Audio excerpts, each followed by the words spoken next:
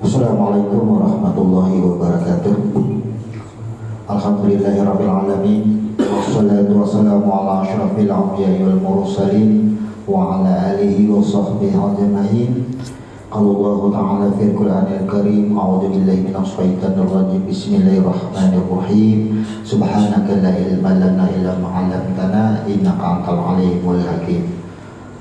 Jemaah rahimakumullah, pada malam hari ini kembali kita duduk bersama di majelis ilmu ini, yang insya Allah pada malam hari ini kita akan mengkaji atau membongkar dalam judul rahasia sholat intizar, di mana kami setiap kajian selalu menanyakan kepada para jamaah untuk tema yang akan kita bahas, yaitu berdasarkan dari keinginan para jamaah, di mana keinginan itulah yang akan menyesuaikan atas keperluan dalam kehidupan keseharian tentang apa yang harus kita amaliyahkan.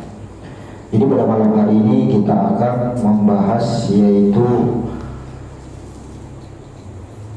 sholat intizar dengan ilmu huruf, berdasarkan apa yang tertulis di dalam konsep yang sudah tersusun yang berjudul Ma'rifat Sholat Intizar, bahwasanya intizar itu asal katanya diambil dari kalimat atau kata nazar yang artinya berkehendak. Ulama fuqaha menyebutkan dengan sholat sunat hajat. Jadi ulama fuqaha itu menyebutnya, ini disebut dengan sholat sunat hajat, di mana sholat ini seringkali dikerjakan baik sendiri maupun berjamaah. Semisal orang mau berangkat umrah atau haji, kemudian pindah rumah dan lain sebagainya, ini sering dilakukan dengan berbagai macam cara. Kebanyakan tetap melaksanakan 2 rakaat, yaitu ba'da maghrib. Jadi setelah sholat maghrib selesai mengerjakan rawatibnya, baru lanjut dengan sholat hajat. Ini yang disebut intizar. Artinya apabila kita berwudu dengan sempurna, kemudian kita ada keinginan, maka lakukanlah sholat dan bermohonlah, maka akan Allah kabulkan. Ini dasar kenapa orang mengerjakan disebut dengan sholat sunat hajat. Sesuai judul di sini diberi nama sholat intizar. Kalau dari kata tadi, karena diambil dari kalimat nazar. Jadi ada nun, ada zal, ada ro, ada tiga huruf. Kalau diberi judulnya intizar, maka ada huruf alif, nun, ta, dan zai. Ada perubahan nama, perubahan huruf ketika yang asal dari nazar berubah kepada intizar. Sebelum kita bahas dengan membedah ilmu hurufnya, kita sedikit mereview masalah cara. Adapun cara mengerjakan sholat sunat hajat, kita temukan dari beberapa kitab dan beberapa paham para ulama yang banyak melakukan secara berbeda-beda ini. Namun di kalangan ulama, di kalangan masyarakat, ini jarang timbul menjadi perdebatan. Jarang. Jadi suatu ini jarang timbul untuk didebatkan, jarang sekali. Padahal banyak cara yang berbeda-beda. Adapun untuk yang tercatat pada konsep kita, sholat sunat intizar terbagi 2. Yang pertama ada yang disebut dengan mukhafafah.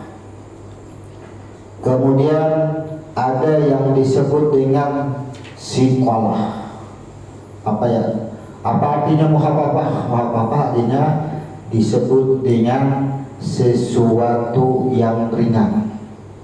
Yang ringan itu misalnya kalau orang pindah rumah kan sudah dapat rumahnya, ini menyelamatin rumahnya aja berarti muhafafah itu kalau sudah dapat.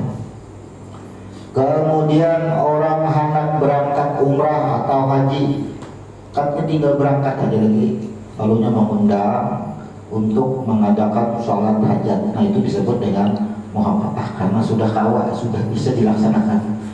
Namun untuk yang sikolah adalah sesuatu keinginan atau kehendak yang mungkin otak atau bahkan jiwa kita ini memikirkannya pun tidak bisa. Kalau bahasa kita, kalau ada bayangan, tidak ada bayangan. Aku tidak bisa berpikir. Sering kali seperti itu. Artinya sulit dijangkau. Maka ini dilaksanakan sholat sunat hajat atau intijar yang disebut dengan sikolah, maka jamnya pun berbeda. Kalau muhafafah dilaksanakan ba'da maghrib, tapi kalau sikolah dilaksanakan pada tengah malam. Tengah malam. Nanti kita uraikan. Kemudian untuk ayat-ayatnya tidak ada ayat-ayat ini ketentuan yang sangat mendasar atau sangat ditentukan keharusannya. Namun di sini kenapa ada tertulis setiap rakaat setelah Al-Fatihah yaitu At-Takasur 1 kali. Setelah At-Takasur kemudian ayat kursi 1 kali. Kemudian dilanjut dengan Al-Ikhlas sebanyak 11 kali. Itu setiap rakaat, baik sholat hajat secara muhafafah maupun sikolah. Nah, di dalam sujud akhir, setiap sujud akhir ada yang disebut dengan doa intizar. Sebelum melakukan doa intizar ada yang disebut dengan mukadimah doa. Nanti kita uraikan caranya. Untuk lebih jelasnya nanti bagaimana mukadimah doanya kita tidak mungkin untuk mencatatkannya di papan tulis karena dari buku sudah tertulis dari doanya, doa intizarnya, kemudian mukadimah doanya. Yang jelas menjadi catatan yang paling mudah diingat adalah setiap rakaat sama pelaksanaannya, yaitu setelah Al-Fatihah, At-Takasur, ayat kursi 1 kali masing-masing, dan hanya Al-Ikhlaslah yang kita baca 11 kali. Namun untuk mengacu kepada ketentuan umum, di sini adalah taksis. Yang disebut taksis itu adalah membuat sesuatu yang tidak bertentangan dengan hukum asalnya. Taksis hadis bil hadis. Jadi hadis itu ditaksis, kemudian secara Quran pun ditaksis selama amaliyah kita itu tidak bertentangan dengan hukum asalnya. Hukum asalnya diperintahkan sholat sunat 2 rakaat. Setelah Fatihah boleh mau ayat apa yang hafal, silahkan. Mau Al-Ikhlas saja langsung 11 kali atau 1 kali juga diperbolehkan. Jadi dengan ketentuan apa yang kita bacakan di sini bukan mengatakan bahwasanya sholat sunat yang lain tidak seperti ini yang kita sebutkan, bukan tidak boleh, tapi boleh. Waalaikumsalam. Jadi kita menyampaikan di dalam kaifiat sholat sunat intijar yang sudah kita kaji, yang sudah kita telah ini adalah berdasarkan ilmu huruf. Kenapa harus surahnya setelah Al-Fatihah At-Takasur, kemudian ayat kursi, kemudian Al-Ikhlas 11 kali. Nah, itu bukan, artinya ini disusun bukan membuat hukum, tidak. Hukum asalnya surah apapun boleh dan tidak ada pembatasan mau berapa surah. Mau 1 juz langsung, mau 20 juz langsung silakan. Kalau tahan aja silakan, tidak ada batasan. Jadi tidak dianggap apa yang tercatat, apa yang kita sampaikan di sini adalah membuat hukum sholat sunat hajat. Itu yang penting digarisbawahi, karena begitu kita sampaikan sholat sunat intijar seperti yang kita catat di sini, kita takutkan ada yang berpaham loh. Kita cari hadisnya tidak ada yang seperti ini. Kenapa Al-Fatihah, At-Takasur, ayat kursi dan Al-Ikhlas, sehingga orang tidak akan menemukan dasarnya itu. Maka kita perjelas bahwasanya kaifiat di sini tidak bertentangan dengan hukum asal. Tidak ada pembatasan mau berapa surah setelah Al-Fatihah, dan tidak ada pembatasan atau pengkhususan surah apa yang akan dibaca setelah Al-Fatihah. Namun karena kita belajar secara ilmu huruf, sejarah semua surah adalah curhatan ketika kita di alam rahim.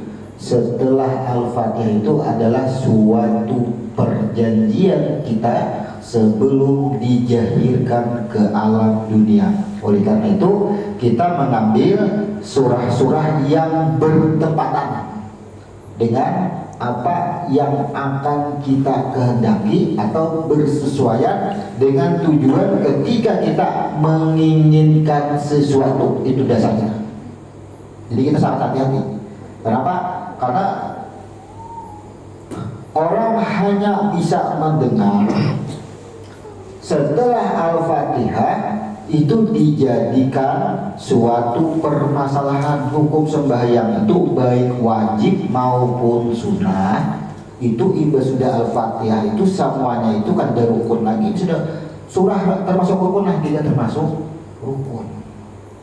Jadi mau berapa surah pun silahkan, selama tahan saja silahkan kerjakan. Jadi tidak ada pembatasan selama tidak merusak rukun. Jadi rukunnya itu diutamakan dulu. Nah, inilah cara kita memahami suatu dalil.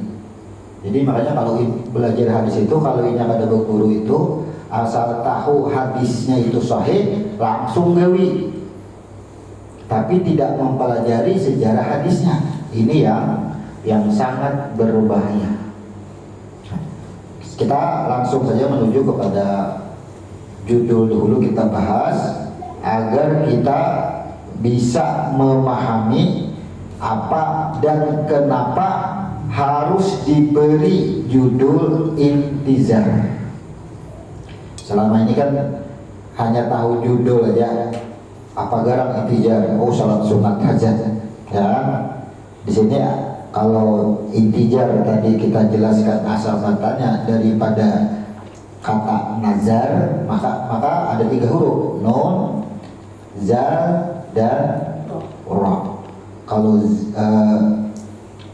zal di sini berarti yang bermakna adalah pemilik keagungan dan kemuliaan, huruf jalnya. Kalau yang lainnya kita sudah memahami. Di sini ada intizar, berarti ada huruf sama dengan huruf zal. Huruf zal juga kan pemilik intizar. Coba kita ambil secara ilmu huruf.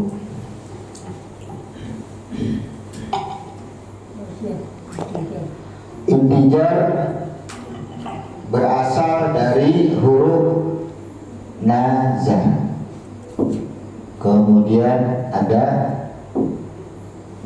nah, ini menjadi intizar. Yang pertama kita jelaskan makna daripada huruf nun, yaitu cahaya yang asa, cahaya asa. Kemudian zal ini artinya yang memiliki keagungan atau kemuliaan, maka ini berarti adalah agung atau mulia. Kemudian huruf ra adalah pengampunan.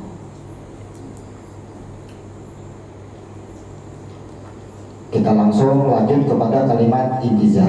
Alif adalah aku, nun cahaya, asa. Kita rumuskan dulu yang dimaksud hajat. Kemudian ta taubat. Sama agung, keagungan, atau kemuliaan. Ra pengampunan. Jadi kita rinci huruf per huruf dahulu agar kita bisa memahami sholat yang kita kerjakan.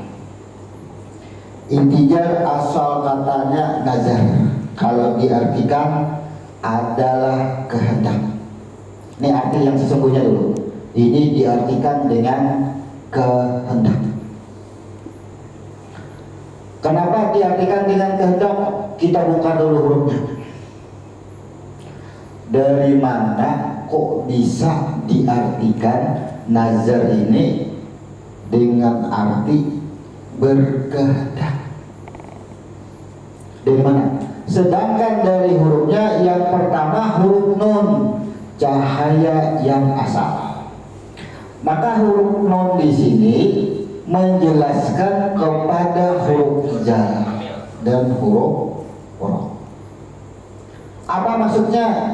Bahwa huruf zal ini adalah lambang keagungan atau kemuliaan.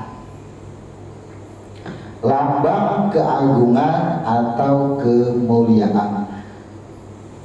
Nun menegaskan bahwa segala yang agung, yang mulia, maka hukumnya langsung adalah berasal daripada penjahiran cahaya, yaitu Nur Muhammad. Aku juga asalnya. Itu maksudnya kalau kita ilustrasikan. Kemudian kenapa harus diberi nama berkehendak sedangkan setelah dia ada huruf ra? Pengampunan. Pengampunan. Maka tidak akan bisa kita temukan kenapa nazar ini diartikan berkehendak. Sudah kita bedah, kenapa diartikan berkehendak? Tidak bisa. Dari mana ada kata berkehendak? Maka kita pecah. Dari huruf zal ini ada turunannya lagi yang disebut dengan huruf dal dan lam. Ternyata siapa yang selama ini merasa diagung-agungkan, dimulia-muliakan, tak akui ada keakuan akan merasa diagungkan dan merasa dimuliakan. Karena semua huruf harus kembali. Kalau nazar kembali kepada huruf nun. Sekarang kita kupas. Dal ini maknanya apa? Dal ini adalah maknanya yang menerima balasan. Dal ini penerima balasan, baik buruk maupun baik balasannya, penerima balasan. Nah sekarang lambang huruf dal ini termasuk apa saja? Lambang huruf dal. Lambang huruf dal ini termasuk yang di bawah Nur Muhammad. Kita masih ingat apa saja yang ada di bawah Nur Muhammad. Apa saja yang ada di bawah Nur Muhammad? Yaitu ada pena, huruf. Ya, berarti dal juga termasuk di dalam huruf dal. Ada malaikat, ada aras, ada jin, ada surga, ada neraka, ada bumi dan seisinya. Itu semuanya disebut dengan huruf dal. Semuanya huruf dal. Kan pernah artinya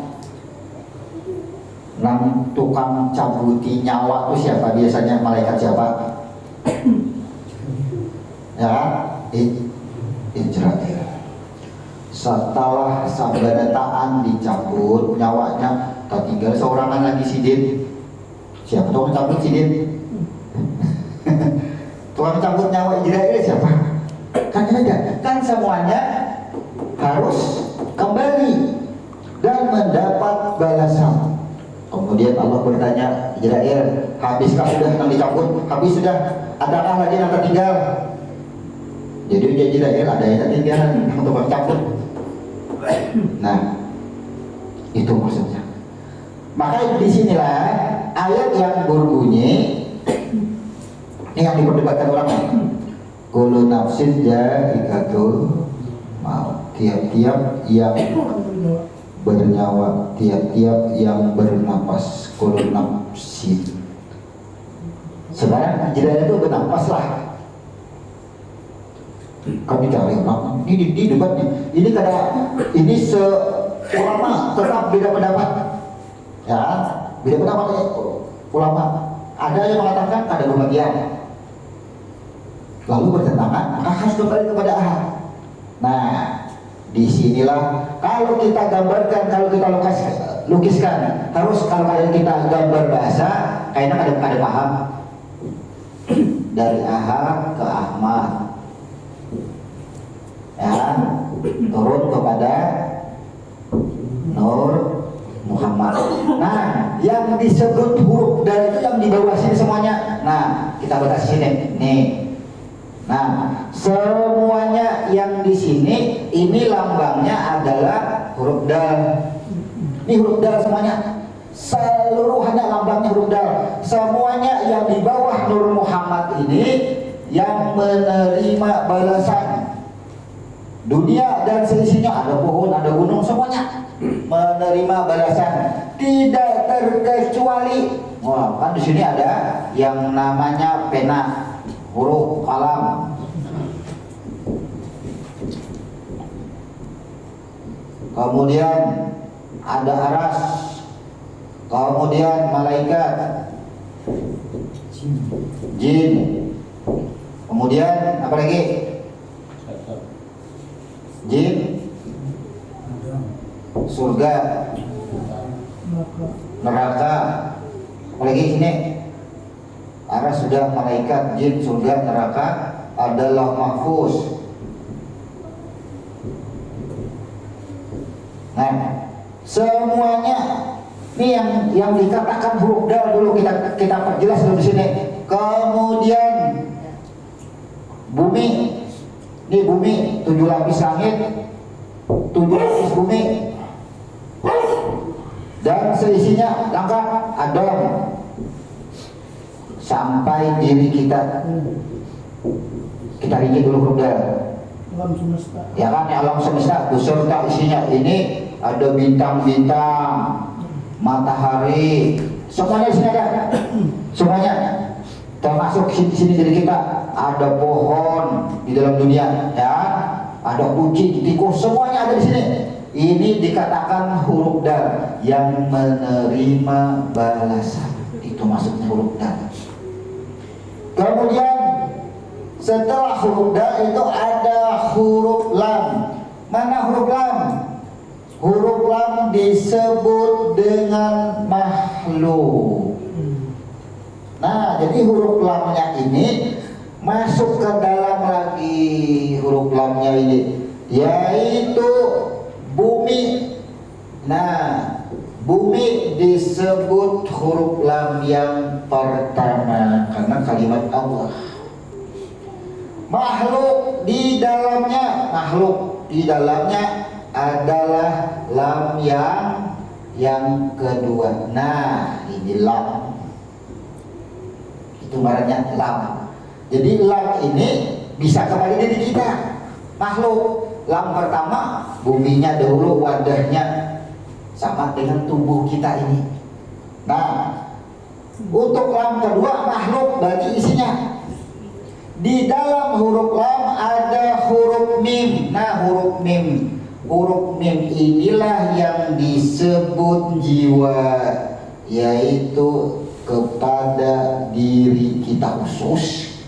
Langsung ke sini. Nah, hanya kita dapat mengartikan intijar dengan berkehendak. Kenapa intijar dikatakan berkehendak? Kalau secara ilmu huruf, begitu kita artikan satu huruf tidak ditemukan yang artinya berkehendak. Dipecah, ternyata ada huruf yang tersirat di dalam huruf za. Yang mana yang berkehendak? Itu maksudnya. Di mananya berkehendak? Ingat, ketika si Ahad, aku ingin dikenal. Aku ingin dikenal. Itulah yang disebut dengan iradah. Nih, si Ahad menghembuskan roh atau disebut dengan nur. Kita beri judul roh aja karena mirruhi. Nah, ini roh. Ya. Wa nafatu fihi mirruhi, aku hembuskan rohku. Berarti ia berkehendak. Kehendak disebut dengan iradah, jangan. Berarti di dalam roh ini ada yang disebut dengan iradah. Ini tambah mudah. Gerakan hembusnya ini adalah disebut dengan kudrat. Nah, coba bayangkan. Ini roh di dalam roh ini ada kehendak. Di dalam roh ada kuasa, ada kodrat. Roh inilah jadi batang tubuh nih, jadi huruf lam, jadi jiwa. Nah, jadilah di sini. Nih. Nah, roh bikungan itu masuk kepada huruf lam. Yaitu tubuh. Roh masuk lagi ke dalam batang tubuh menjadi nyawa. Nah, disinilah yang disebut dengan huruf lam ini adalah makhluk. Ada kehendak di dalam tubuh. Inilah berkehendak nazar. Setiap jiwa membawa iradah, setiap jiwa membawa kudrat, setiap jiwa berkehendak. Jadi apa saja berkehendak, bahkan batu pun berkehendak. Karena ada setelah di bawah Nur Muhammad tidak ada yang tidak berkehendak, semuanya karena atas dasar kehendak, karena roh yang dijadikan bumi dan seisinya, bahkan huruf pun berasalkan daripada roh yang di dalamnya sudah diisi kehendak. Maka kitalah seikungan ini adalah disebut dengan kehendak iradah. Makanya najar disebut dengan keinginan atau kehendak atau berkehendak di situ. Kalau kita pada hurufnya kadang bisa, kenapa? Bukan jadi kurang apa? Artinya kehendak itu iradah. Kenapa? Dari mana? Kenapa najar dikatakan dengan iradah?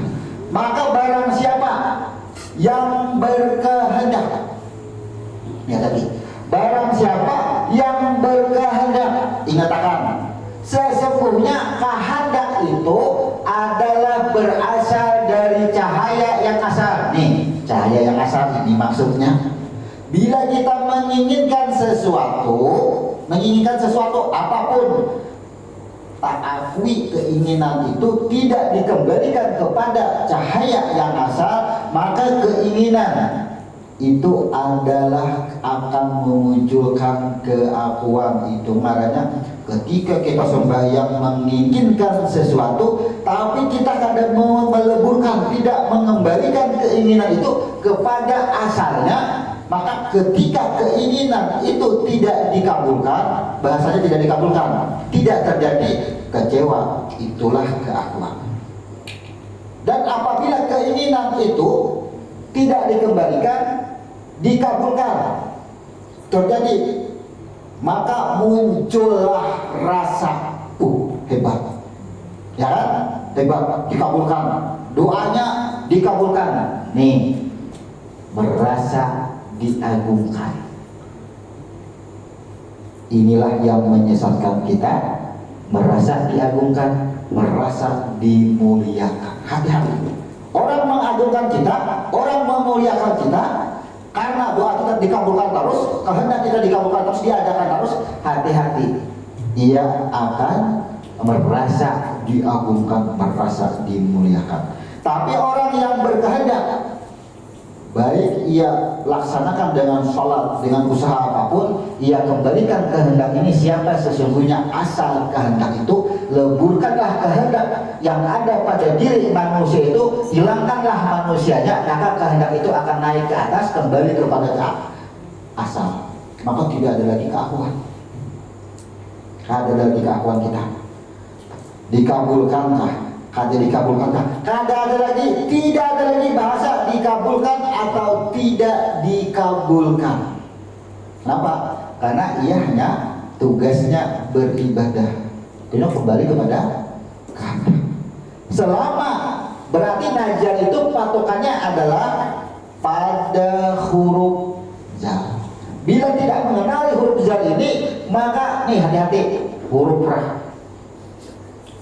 Selama kehendak itu ujar Tuhan, engkau kembalikan kehendak itu pada kehendakmu yang asal. Selama apa yang engkau dapat, engkau dalam jaminan pengampunanku. Apa aja? Mendapatkan pengampunan. Asal ini nah huruf jal, kembali dulu ke asal. Itu maksudnya harus dikembalikan dulu. Kalau ini ada kembali, ini keakuan. Coba aja, wah ya gagal doanya, kada dikabulkan. Sudah banyak mengundang orang, kada dikabulkan juga. Intizar muncul dari kata nazar. Kenapa intizar muncul daripada kata nazar? Nah, muncul kan? Ini kepastian. Artinya sebelum kita berintizar, maka kembalikan dahulu keinginan atau kehendak kita, bersihkan dahulu jiwa kita, roh kita, karena roh adalah kehendak, kembalikan dahulu ke asal. Hanya kita berintizar. Kenapa disebut dengan intizar? Ingat kamus. Setiap kalimat yang diawali dengan kalimat in adalah sesuatu yang mengandung bisa terjadi, bisa tidak terjadi. Bila mengandung in, tapi bilanya iza itu pasti terjadi. Iza zulzilatil ardu zilzalah, itu suatu kepastian. Tapi bilanya in, coba insya Allah ya, bisa ada, bisa ya, itu maksudnya. Jadi intizar, kenapa dilemahkan lagi dari nazar kembali kepada intizar? Kenapa dilemahkan? Kenapa? Karena sifat manusia tadi bisa lupa atau terdinding. Jadi kadang kecewa karena kita intizar, bisa terjadi, bisa kadang. Kita pecah. Alif kenapa diartikan aku? Kan kita singkat. Alif ini kita beri atau disebut atau bermakna aku. Kenapa? Karena adanya jahirnya dari batang tubuh yang berasal daripada roh dan nyawa yang berasal daripada roh, sehingga jadilah yang disebut dengan hamba atau makhluk. Maka adanya makhluk, adanya kalam, adanya suara yang di bawah nur ini adalah bukti af'alku, ya Tuhan, bukti perbuatanku. Jadi penciptaan di bawah Nur Muhammad ini, nah ini dilambangkan penciptaan ini berarti ada yang menciptakan. Siapa yang menciptakan? Yaitu aku, lambangnya huruf alif. Itu lambangnya, ini maksudnya huruf alif ini melambangkan bahwa ini hasil olahan. Semua yang di bawah nur dilambangkan dengan alif menandakan hasil olahan. Hasil olahan ini disebut adalah huruf jar, menerima balasan. Tumpang tindih jadinya. Jadi huruf alif itu melambangkan semuanya ini diolah. Diolah itu artinya dicipta. Berarti ada yang memperbuat, lambangnya adalah huruf alif. Ada yang memperbuat. Bahkan nur sekalian, bukankah nur aku juga ujar Tuhan yang memperbuat hembusanku, tiupanku, wa nafahtu fihi mir ruhi. Nur ini adalah hembusanku juga. Lalu apa huruf ta? Ini hanya menjelaskan bahwa intizar itu menjelaskan, karena nih kita gabung. Nah, kita gabung supaya mudah lah. Ini hurufnya intijar, kita gabung. Kenapa harus kita bulati? Ini orang yang melaksanakan kehendak. Nih, diri yang seikungan. Orang yang melaksanakan kehendak disebut dengan intizar. Ada ini kehendak yang asal, ini yang melaksanakan kehendak. Ini nang sembahyangnya, ini orangnya. Oh, jangan sembahyang lah.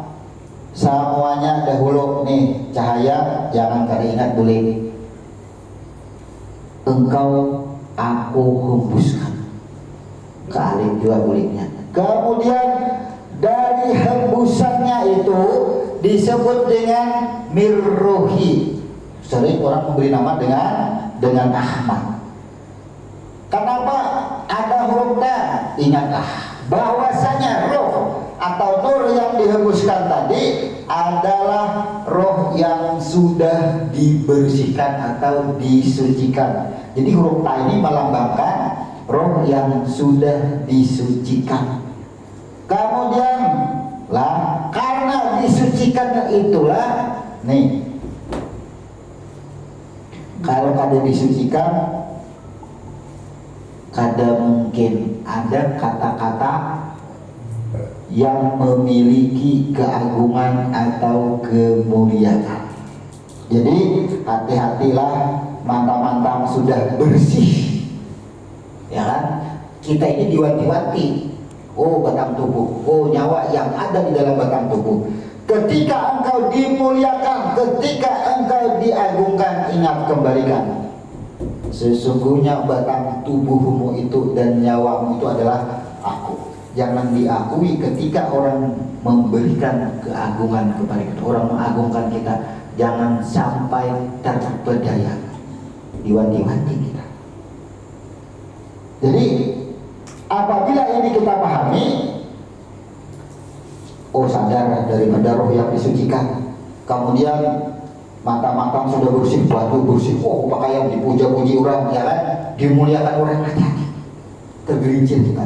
Kembalikanlah ketika kita menyambut kalimat keagungan atau kemuliaan, semuanya adalah dari yang menciptakan kita. Maka otomatis kita setiap detak jantung, napas hembusan keluar masuk adalah napas pengampunan, pensucian. Jadi huruf ini napas pensucian terus, karena kita kembali semuanya. Ketika sudah kembali semuanya, nah inilah yang disebut barulah yang disebut dengan sholat. Jadi sebelum kita melaksanakan proses yang disebut dengan sholat, bersihkan dahulu kehendak. Bersihkan dahulu adalah roh. Kenapa? Karena di dalam roh itulah sesungguhnya ada iradah atau adanya kehendak. Kembalikan dahulu. Kalau kita sembahyang hajat, hendak baulah rumah, nih, ya kan? Duitnya ada, tanahnya sarapan ada sudah nol dari nol. Kayak apa? Ini sangat berat nih kada pemikiran untuk hal itu, karena harus dipikirkan. Lalu kita mengamalkan sholat intizar. Hati-hati di dalam sholatnya itu bisa yang kalimat intizar ini tidak kembali kepada kalimat nazar. Artinya kehendak ini berada pada diri makhluk, keakuannya di situ. Maka hati-hati. Hati-hatinya apa? Semua apa yang akan kita dapatkan akan menerima balasan.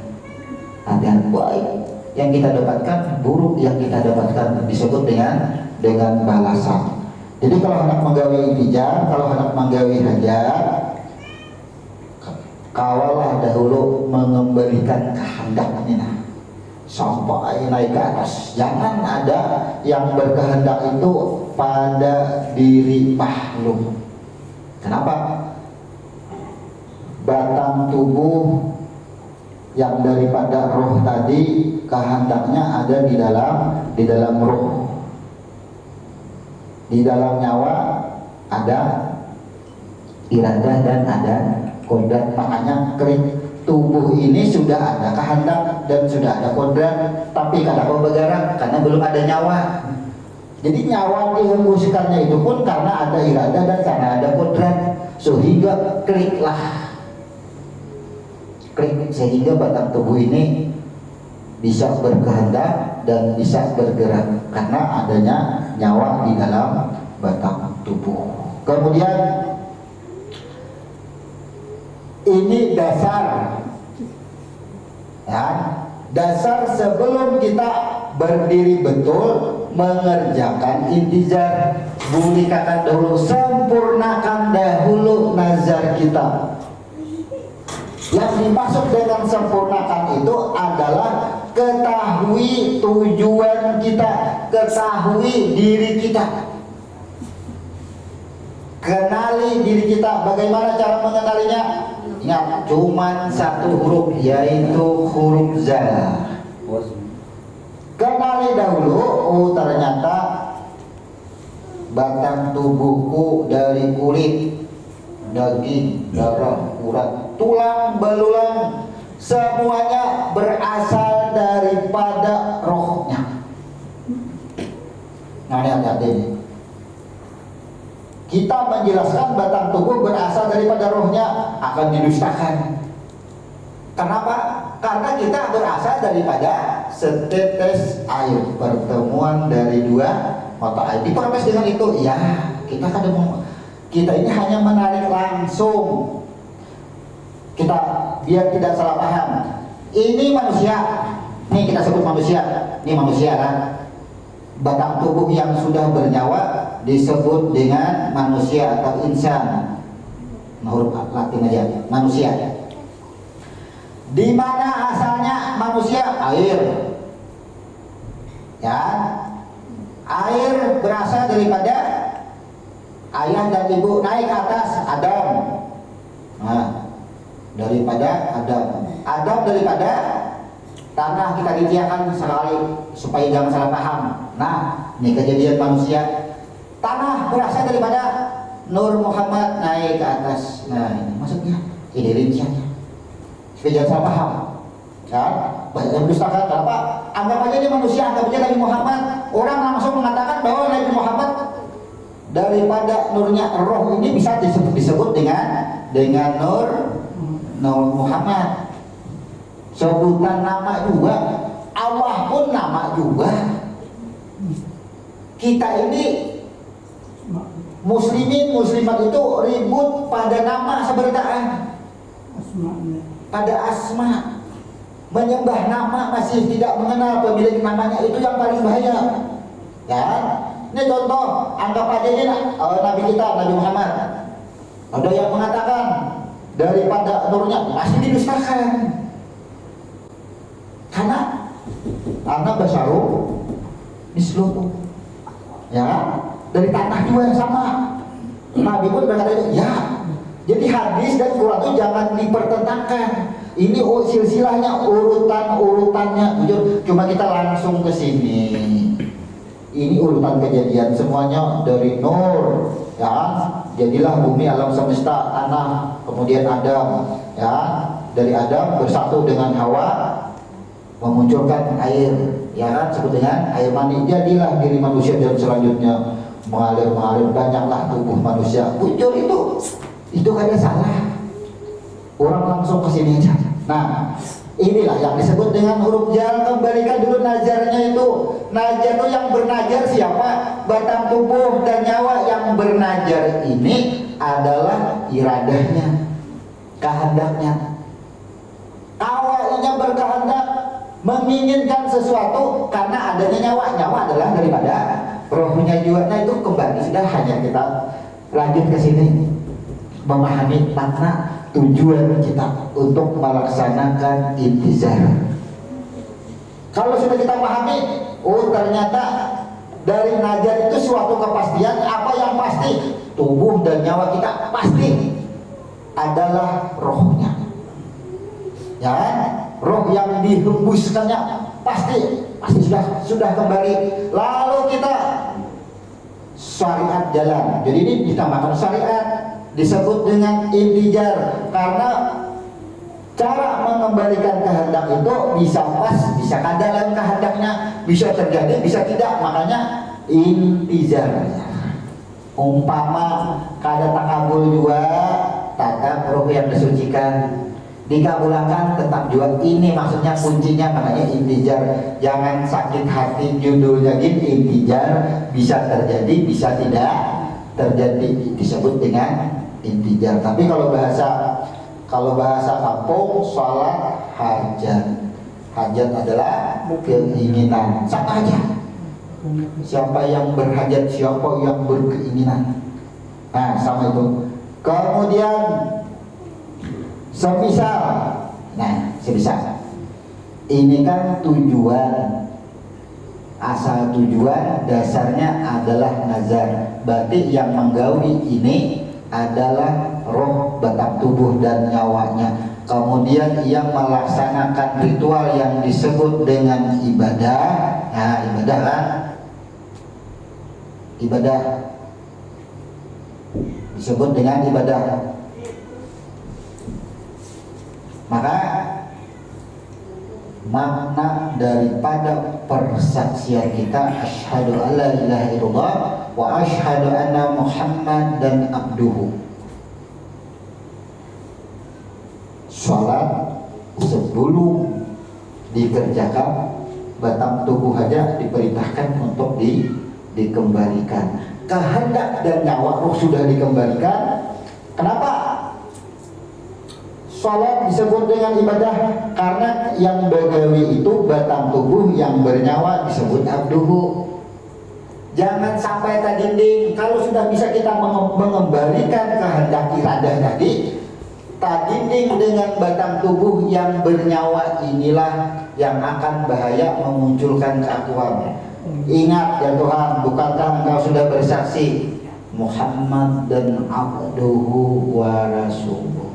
Kata-kata abduhu adalah bukankah batang tubuh dan nyawa engkau itu adalah aku juga. Sama, habis lenyap ini, makanya fanafilah kita. Bila sudah fanafilah, naik lagi ke atas kepada bangkaubilah. Kenapa disebut dengan naik ke atas bangkaubilah? Kenapa? Karena batang tubuh ini lenyap, mengembalikan batang tubuh dan nyawa ini lenyap kembali kepada nurnya, kepada asal. Inilah yang disebut dengan bangkaubilah. Ini bangkaubilah hukum prinsip pakemnya. Kalau di sini melenyapkan ini disebut dengan fanafilah. Kenapa? Karena dia menghancurkan badan tubuh dan nyawa dikembalikan ke asal. Nikmat berkehendak, nikmat kita sembahyang inang mudah kabul. Jadi kalau senjata mukmin doanya dikabulkan terus, kembalikan dahulu. Jangan merasa aku yang berkehendak, aku pada makhluk, hati-hati. Ketika pada aku yang berkehendak kita gawi, pasti muncul kekecewaan. Kalau oleh terlaksana, bilanya terlaksana, muncul rasa kebahagiaan yang mungkin justru akan menghijab, melupakan kepada asalnya. Kan sama ada bahaya. Makanya itu disebut dengan yang menerima balasan. Itu yang sangat hati-hati. Kemudian apabila kita sudah bisa mengembalikan kehendak yang disebut dengan iradah, maka bagaimana cara melaksanakan sholatnya? Kaifiat sholat sunat hajat, ya, sholat intijar, kaifiatnya. Yang pertama disebut dengan mukhafafah, kaifiat sholat intijar, ya, kaifiat sholat sunat intijar. Kita baca aja. Yang pertama disebut mukhafafah. Ini waktunya jamnya kan terus kapan ya? Maghrib, setelah maghrib, ada maghrib, maghrib isya lah. Nah, ya di tengah-tengah antara maghrib ke isya, pada maghrib ke isya, ini waktunya. Waktu. Kemudian disebut dengan shikalah. Shikalah ini berapa? Nah, ini waktunya jam 12 ke atas. waktu tahajud lah. Waktu tahajud atau sepertiga malam. Ini waktunya. Kita buat sepertiga malam. Ini rakaatnya 2 rakaat. Rakaatnya 4 rakaat, 2 kali salam.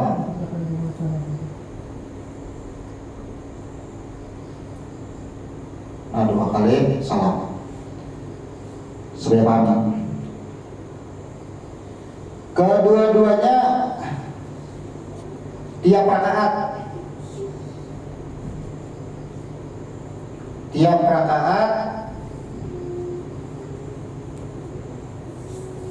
satu Al-Fatihah, kemudian At-Takasur,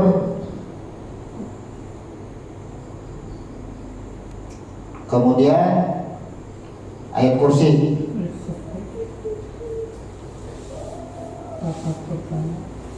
kemudian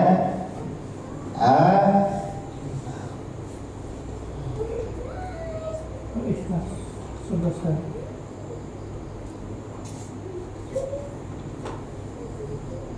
Nah, inilah kaifiat sholat intizar.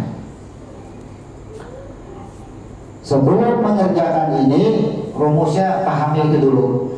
Kembalikan kehendak dulu kepada pemilik kehendak yang asal, artinya iradahnya. Kembalikan, dan kodratnya kembalikan semua. Yang bagarak kada ada lagi, yang berkehendak kada ada lagi pada makhluk. Ini 3 cara menggawinya lagi.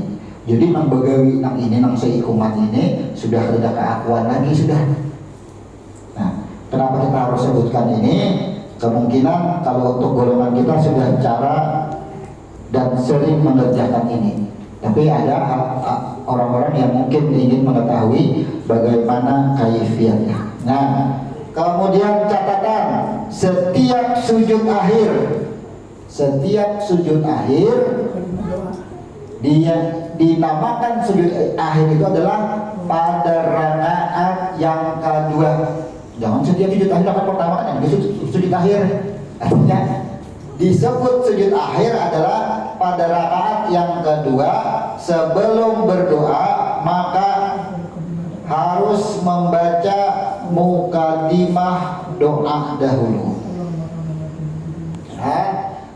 Seperti apa bacaannya?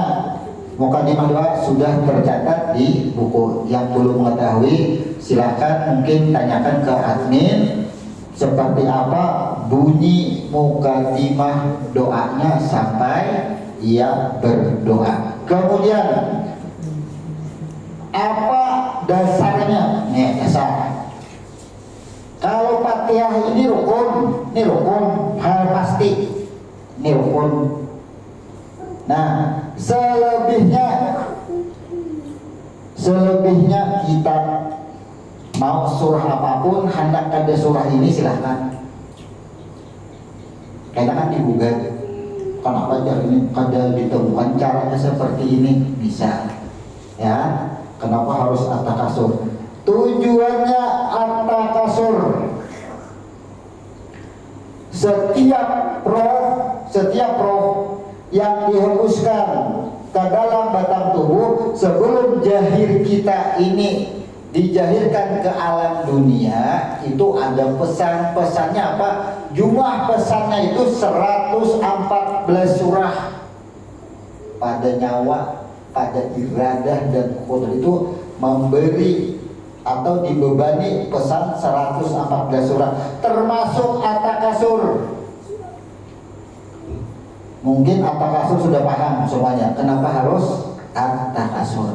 Karena di sini peringatan janganlah atau ada ancaman orang yang bermegah-megahan, orang yang berlebih-lebihan. Hati-hati menggunakan kehendak. Menggunakan kehendak kan intinya ini berkehendak nih.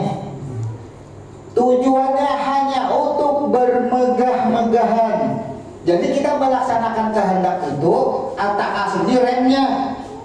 Ini rem maksudnya. Amun berkehendak juga ya Tuhan memakai kehendakku, gunakan dalam rute atau kehendak tujuan. Jangan kehendak ikam nafsu ambisi. Berkehendak itu ngarannya bermegah-megahan. Inilah kenapa harus kita membawakan surah at-takasur. Jadi ketika setelah kita membaca diri, nah akulah wilayahnya takabur. Nih karena diancam, baca nih surah takasur, ada ancamannya di situ, ada teguran janganlah engkau bermegah-megahan, teguran. Kemudian setelah at-takasur membaca ayat kursi. Apa tujuannya ayat kursi? Allahu la ilaha illa huwal hayyul qayyum. Allahu la ilaha illa huwa. Bertujuan ketika kita sudah mengungkapkan cerita, mengungkapkan suatu keinginan kehendak kepada Tuhan, lalu dibentengi juga dengan peringatan yang di dalamnya adalah ayat kursi. Tinggal baca arti ayat kursi aja lagi. Inilah peringatannya kita, hati-hati. Sebelum aku mengabulkan permintaan nikah mujar Tuhan lah, hati-hati. Bila inya ku julungi ikam betagih mobil, ku kabulkan mobil, janganlah bermegah-megahan. Hendak duit banyak jar Tuhan ku julungi kayaknya duit banyak, jangan digunakan untuk bermegah-megahan, berlebih-lebihan. Ya, itu syarat. Yang kedua, kita baca ayat takasur, ayat kursi. Ini memperingati kepada diri juga. Allahu la ilaha illa huwa. Apa yang dimaksud dengan ilahu? Lah ya Tuhan, nang bakahandang, nang mengabulkan, nang menikmati semuanya ilahu. Ya, kembalikan semuanya aku juga. jangan tak akui lah harta nang didapat kaina sesuai ikam berbeda kita, jangan keakui, jangan munculkan lagi diri ikam itu. Nah maksudnya ayat kursi ini memperingati diri kita, artinya imbas sudah tak aku tadi lalu muncul jasad dan tubuh kita ini, jasad kita nih dengan nyawa muncul kada ingat lagi asal jasad kita lupa diri. Jadi ayat kursi ini membentengi diri kita terhindar daripada lupa diri. Jangan bahasa umumnya kehantuan. Ya kehantuan kada ingat apa-apa lagi. Makanya jadi orang ayat kursi baik bertamuan hantu berjalan ini apa manusia kehantuan dah. Kada sadar lagi. Mah dapat doanya dikabulkan terus. Buang bodo sembahyang hajat kabul, sembahyang hajat kabul, kok merasa harap diri kehantuan ngarannya. Nah lupa dengan diri. Nah bila sudah terpenuhi pesan yang dua ayat ini, dua surah ini, ujar Tuhan supaya mudah kaina mendapatkannya, dan ketika sudah mendapatkannya mudah juga menikmatinya, nyaman dinikmatinya. Bacalah Al-Ikhlas ya Tuhan. Nah bacalah Al-Ikhlas. Kenapa kita harus membuat 11 kali? Nah kenapa harus 11 kali?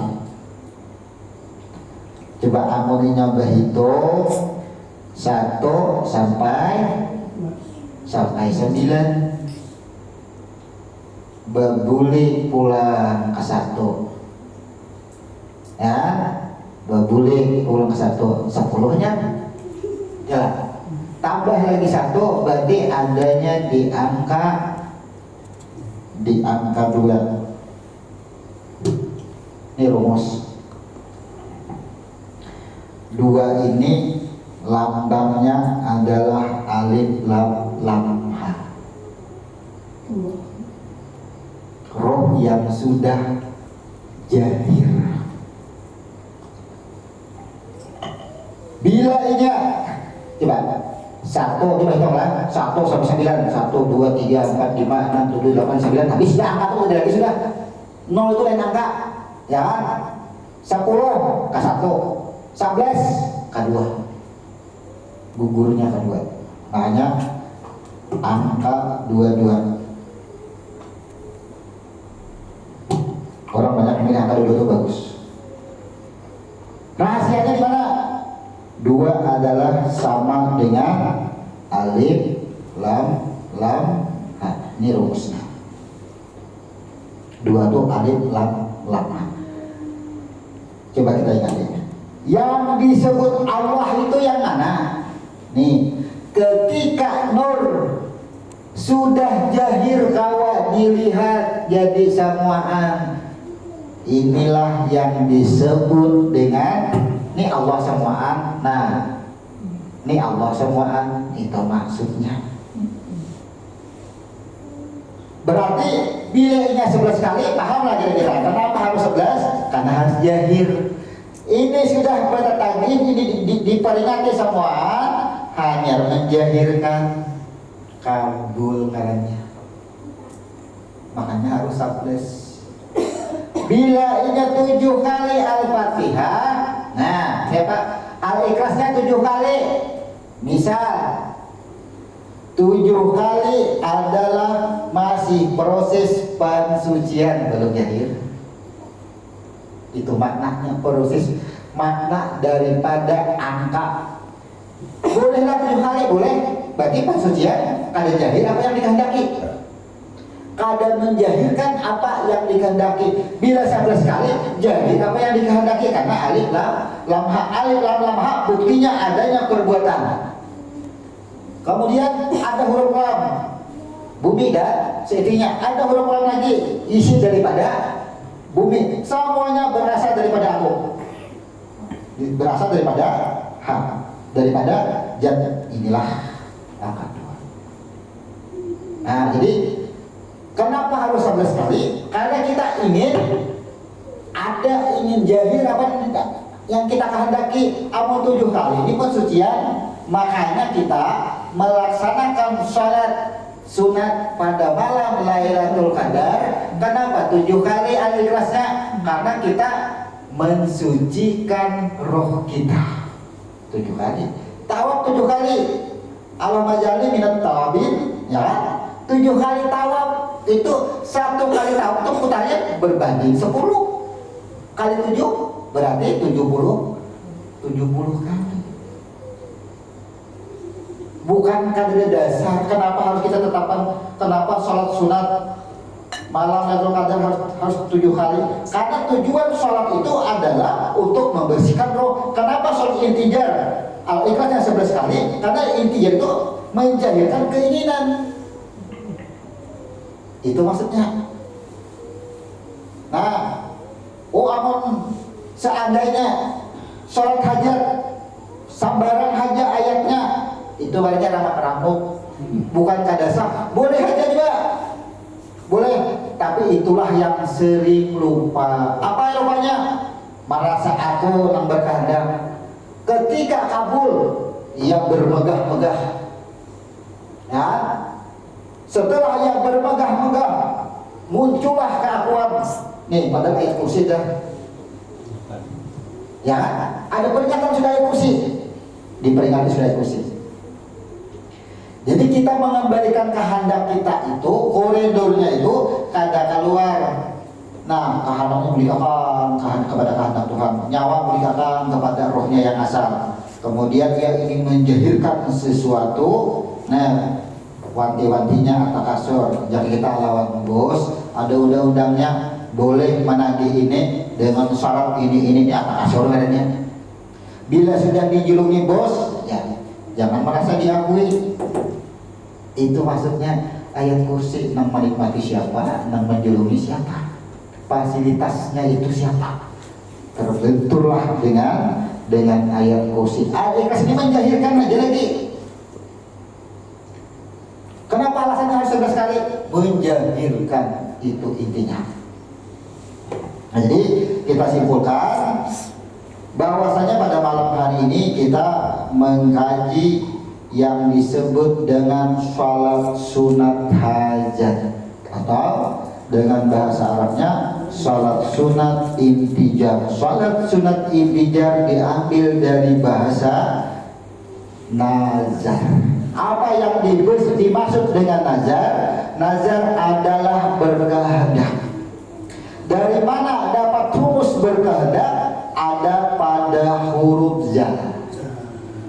Di dalam huruf za ada huruf dal. Ya, di dalam huruf dal ada huruf lam.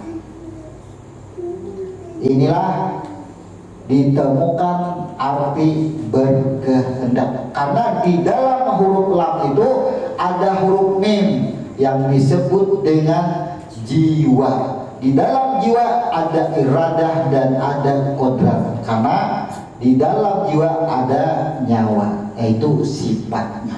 Kemudian di dalam huruf lam adalah batang tubuh yang berasal daripada roh atau nurnya.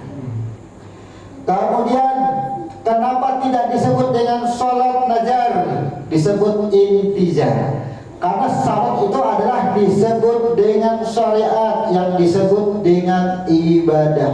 Ibadah disebut dengan pengembalian batang tubuh dan nyawa kita, disebut dengan sholat, atas pengakuan kita bahwa segala apa yang dijanjikan, yaitu 114 surah, adalah benar semuanya ada pada makhluk. Benar semua itu berakibat pada makhluk. Makanya disebut dengan setelah huruf sya ada huruf lam alif. Semuanya berasal daripada roh yang sudah disucikan. Makanya ada tak marbutah atau ha bertitik 2 disebut dengan salat. Nah, kenapa dengan intijar tidak disebut dengan najat tadi? Karena setiap yang berawalan dengan ins itu menunjukkan sesuatu yang tidak pasti. Kenapa dikatakan sesuatu yang tidak pasti? Karena seseorang itu, seorang hamba itu mengembalikan kehendaknya bisa pas kepada kehendak yang menciptakan kita, bisa tidak pas. Makanya disebut dengan intijar. Disebut dengan intijar sesuatu yang tidak pasti, maka ketika tidak mendapatkannya tidak memunculkan putus asa. Kenapa disebut dengan intijar? Itulah alasannya disebut dengan sholat sunat intizar. Kemudian cara pengerjaan atau kaifiyat sholat sunat intizar. Sholat sunat hajat atau sholat sunat intijar ada dua cara. Yang pertama mukhafafah dilaksanakan ba'da maghrib sampai isya. Habis waktunya sampai isya. Jumlah rakaat 2 rakaat. Kemudian sholat sunat intijar yang disebut dengan sikolah. Sikolah ini artinya berat. Kalau mukhafafah ini disebut dengan ringan, ini disebut dengan berat, dirasa berat. Ini lebih baik dikerjakan di 1/3 malam. Lebih baik kerjakan di 1/3 malam. Boleh dikerjakan mulai jam 12 malam sampai 1/3 malam. Boleh dikerjakan. Harus 4 rakaat ya? Harus 4 rakaat. 4 rakaat, 2 kali salam, 2 rakaat, 2 rakaat. Cara pengerjaannya, tiap rakaat setelah Al-Fatihah membaca At-Takasur 1 kali, membaca ayat kursi 1 kali, membaca Al-Ikhlas 11 kali. Untuk keterangan kenapa At-Takasur, ayat kursi dan Al-Ikhlas sudah kita jelaskan tadi. Jadi ini bukan hukum lah. Kenapa? Takasur, ayat kursi dan al-ikhlas kita mengambil daripada fadilah, ya kan? Karena isi takasur, isi ayat kursi dan isi al-ikhlas berkenaan dengan pengembalian iradah kita, agar kita tidak terjerumus saat menghendaki sesuatu, dan ketika sudah mendapatkan sesuatu kita tidak lupa, kada lupa diri. Itu tujuannya ayat-ayat atau surah-surah yang disusun setelah Al-Fatihah. Namun bagi kawan-kawan yang ingin setelah Al-Fatihah cukup Al-Ikhlas 1 kali atau Al-Falaq 1 kali, silahkan. Tidak ada pembatasan. Tapi kita mengambil daripada fadilah surah di dalam sholat, karena sholat itu adalah mi'raj, bertemu aku ya Tuhan. Bila ia bertemu, mengungkapkan atau menceritakan sesuatu kepada Tuhan, maka harus berkenaan dengan cerita apa yang kita sampaikan itu. Itu kesimpulan yang disebut dengan sholat sunat intijar atau yang disebut dengan sholat sunat hajat. Seperti biasa, sebelum kajian ini kita tutup, kita akan membuka ruang waktu yang disebut dengan tanya jawab. Silakan kalau ada yang bertanya. Sholat intijar itu bisakah kita apa namanya itu diamaliyahkan atau diamalkan? Dan bagaimana caranya? Ya. Bagaimana cara mengamaliyahkan sholat sunat intijar, dan apakah bisa diamaliyahkan secara rutin? Nah, kita kembalikan kepada bunyi hadis, barang siapa yang berkeinginan atau berhajat, maka diperintahkan berwuduklah dengan sempurna dan sholat sunatlah. Artinya barang siapa yang berkeinginan ada anak. Berarti dari hadis tersebut, ketika kita ada keinginan, nah sementara rasanya keinginan ini mustahil kada ada, pasti ada.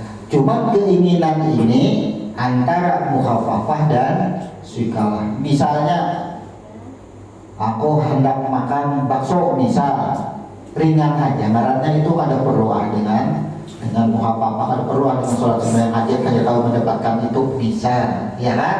Artinya keinginan mukhafafah itu dianggap ringan karena itu sudah tinggal pemberangkatan seperti umrah dan haji dan pindah rumah. Orang kebanyakan itu kan menggunakan itu mukhafafah.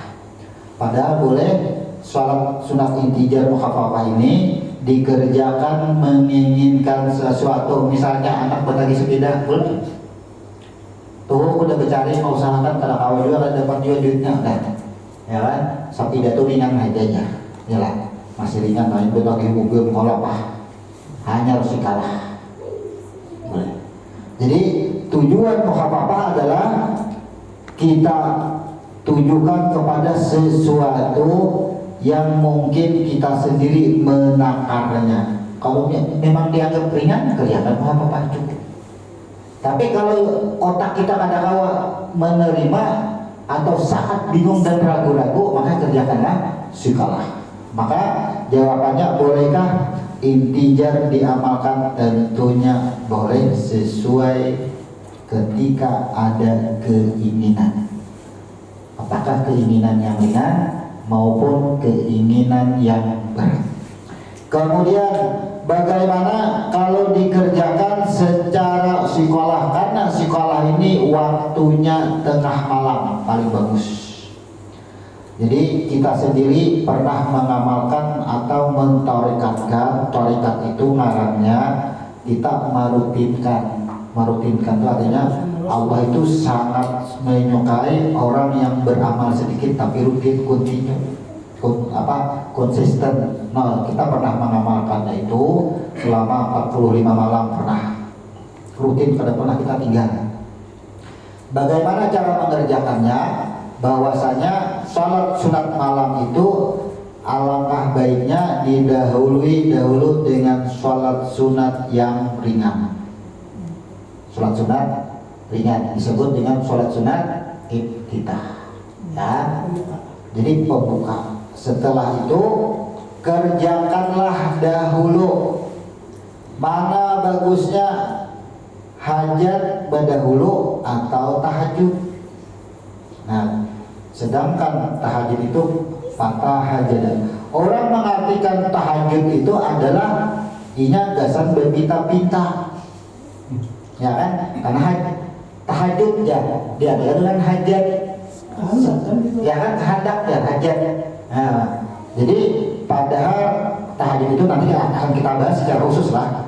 Maksud daripada tahajud itu artinya mengembalikan roh kepada asalnya. Sedangkan intijar adalah menjahirkan keinginan. Sembahyang hajat sama dengan intijar, itu menjahirkan keinginan, kehendak. Sedangkan tahajud mengembalikan roh. Makanya tahajud berawal dan huruf ta ada huruf ha dan huruf jim ada huruf dal. Jadi tahajud itu sebenarnya mengembalikan, karena ada huruf ha, mengembalikan kehidupan.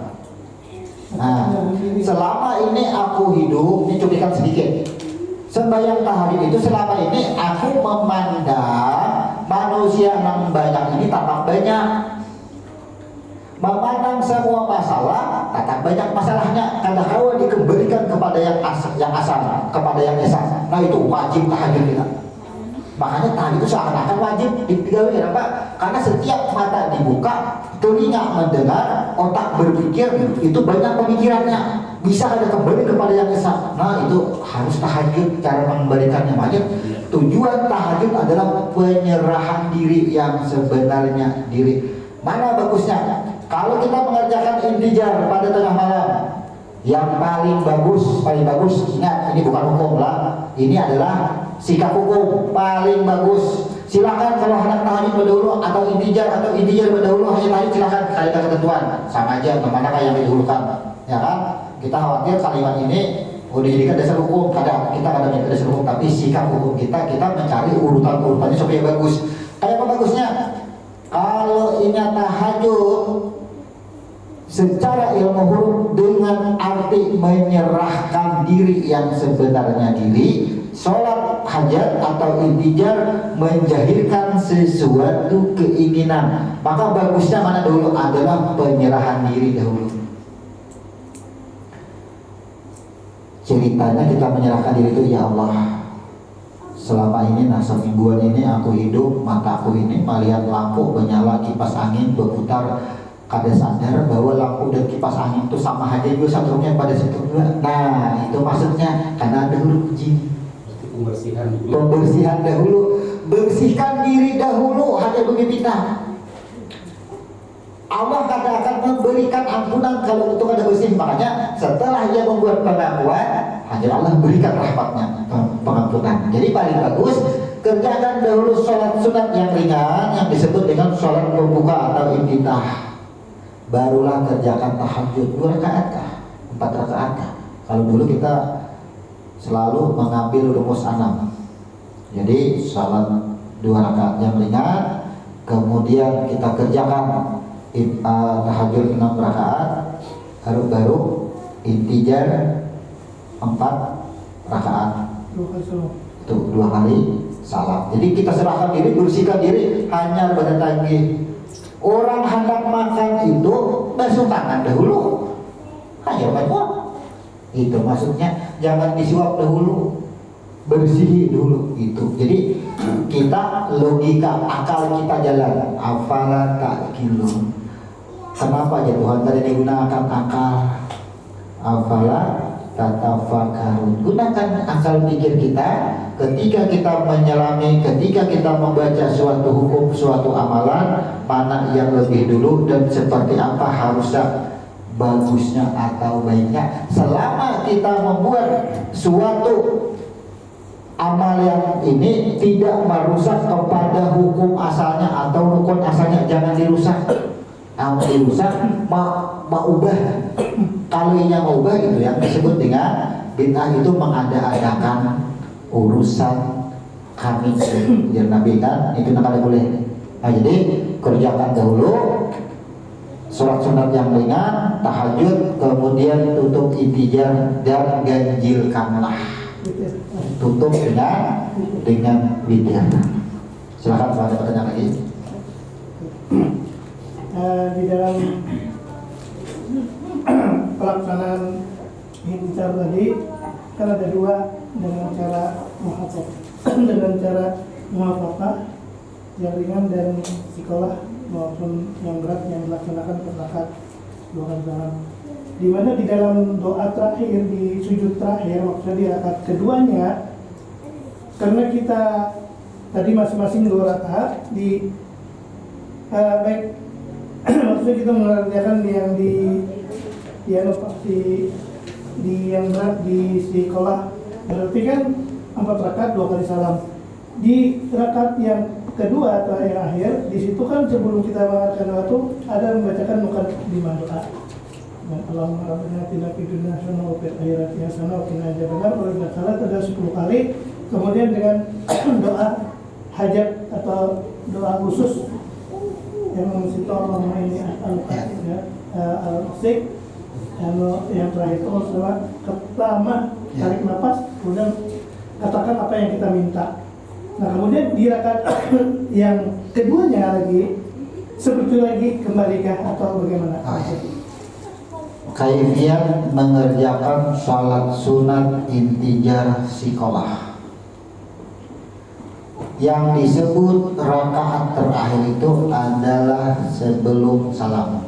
Berarti kalau kita mengerjakan 4 rakaat 2 kali salam, berarti fase pertama 2 rakaat pertama ada juga yang disebut dengan sujud terakhir. Inilah yang disebut dengan sekolah itu gugul 2 kali meminta.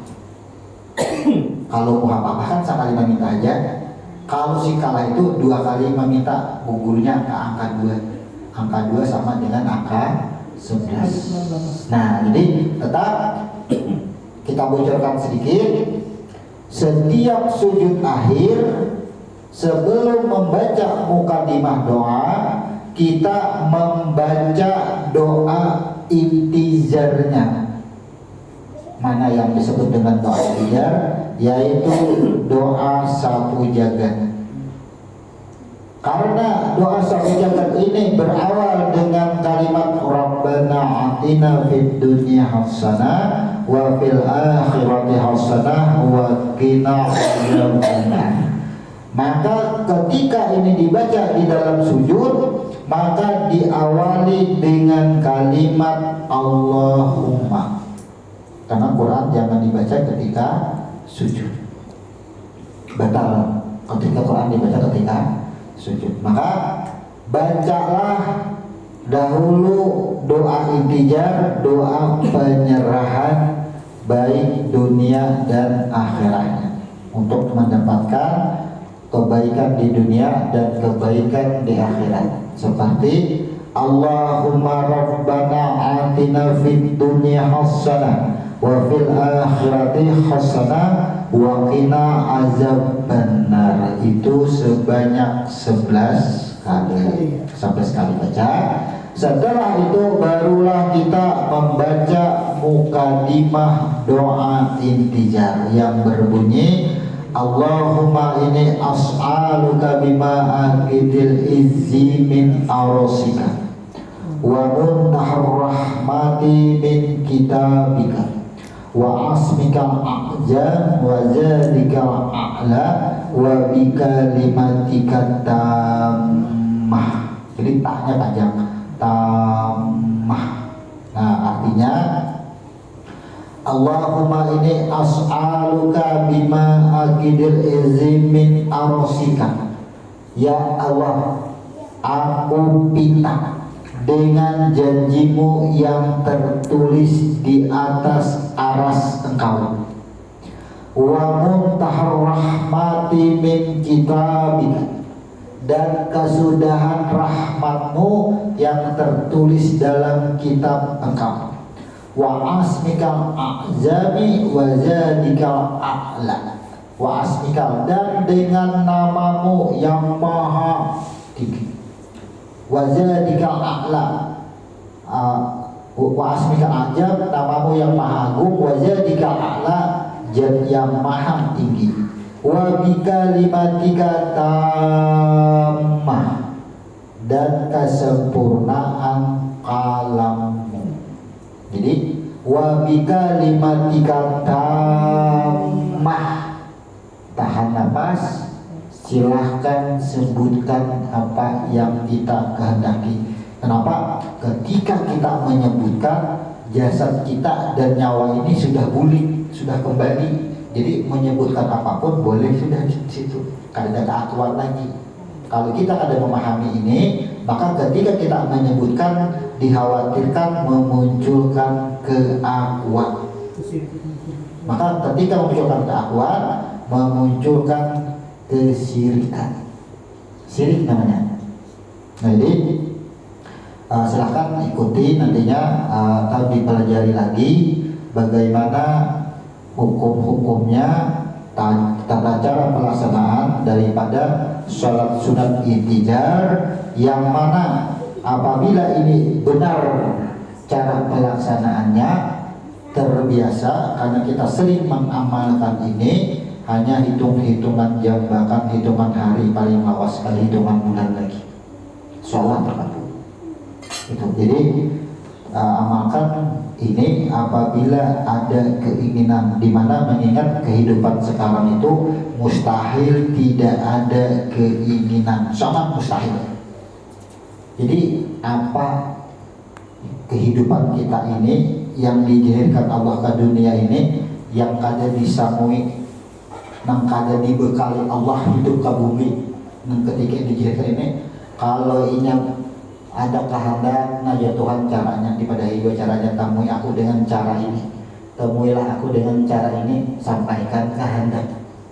Itu maksudnya. Semuanya ada. Bila ini diri merasa kotor, diri merasa selama ini lupa dengan aku jalan Tuhan, ya, sholat sunat taubah. Ya, di Ramadan kayaknya sholat sunat disebut dengan Lailatul Qadar. Al-Ikhlasnya 7 kali. Bingung kenapa harus 7 kali? Yang dipermasalahkan 7 kalinya. Orangnya kan ada 7 kali, dia ada orang kan ada, bukan karena 7 kali, 10 kali, berapa kali kan? Itu kan bukan hukum. Jumlah surah setelah Al-Fatihah itu tidak ada pembatasan lagi. Apalagi sambayang surangan, hendak semalaman suntuk, sambayang 2 rakaat, sambayangnya hendak berapa juz kan? Kada ada pembatasan lagi. Tapi di dalam mentaksis itu adalah kada keluar daripada fadilah. Fadilah baik angkanya maupun fadilah daripada surahnya. Ada lagi?